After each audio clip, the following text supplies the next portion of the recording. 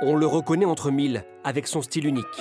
Aucun poteau et des voûtes moulées dans le béton, révolutionnaire. Jean-Claude a retrouvé les croquis de l'époque. Il est unique parce qu'il ne ressemble à aucun autre. Vous avez un double cisaillement sur le toit et ici. Et c'est ça qui est techniquement extraordinaire. Ça a été merveilleusement bien calculé.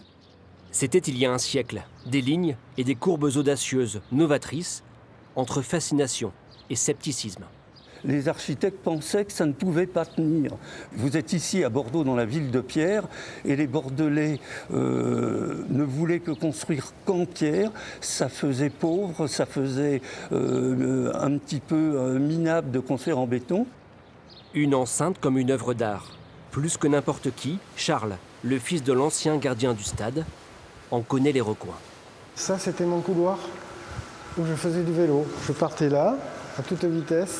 Je revenais par l'autre côté et puis je faisais la boucle.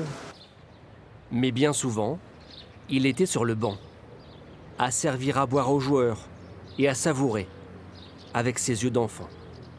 C'était chouette, oui. Puis il y a plein de souvenirs. L'arrivée du Tour de France. Enfin, l'arrivée où ce brave André Darrigade a réalisé un rêve vieux de 15 ans. Holiday on Ice, où j'ai participé à un spectacle avec eux. Ils avaient besoin d'un enfant. Des acrobaties en noir et blanc à celles d'aujourd'hui. Sébastien, lui, nous emmène dans les coulisses du stade, dans ses petits secrets. On est dans un endroit mystérieux, un endroit caché du stade. C'est un endroit un peu magique. Nous sommes sur la tribune d'origine, située juste en dessous des gradins actuels. Les anciens gradins de 1938, ils sont encore visibles, ils sont encore là. Et c'est ça qui fait que l'Escure, il a une âme, parce que tout ce stade, il a su évoluer, mais sans perdre son esprit, sans perdre son âme. Ce stade, chargé d'histoire, a failli disparaître il y a une dizaine d'années. Sébastien s'est battu pour le sauvegarder. C'était inconcevable. C'était un combat pour faire arrêter ce projet immobilier et commercial. Il a fallu montrer les muscles, mais finalement, le bon sens l'a emporté. Ce stade est désormais inscrit au titre des monuments historiques. Plus rien ne peut lui arriver.